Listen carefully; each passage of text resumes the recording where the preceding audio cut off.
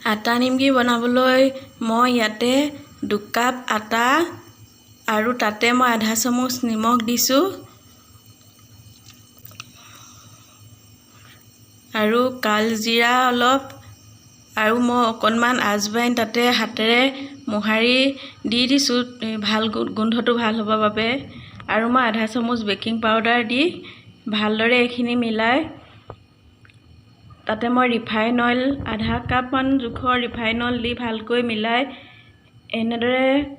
ভালকৈ মিলাই লৈছোঁ যাতে মুঠি মাৰি দিলে তেলটো মুঠি মাৰি দিলে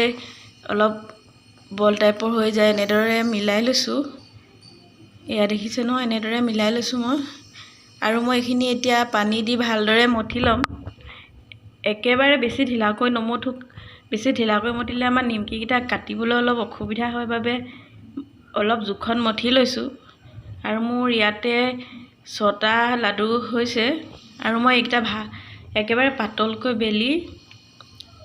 পাতলকৈ বেলিব লাগিব বেছি ডাঠকৈ বেলিলে আসলতে নিমকিটো অলপ নুফুলে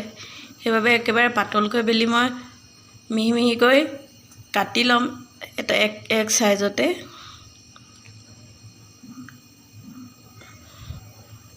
এনেদৰে লাহে লাহে এখন চুৰিৰে মিহি মিহিকৈ কাটি মই এখন প্লেটত থৈ গৈছোঁ কাটি এতিয়া মই ৰিফাইন অইল অলপ গৰম কৰি কেৰাহীত নিমকি কেইটা অলপ অলপকৈ ভাজি ল'ম ইয়ে চাওকচোন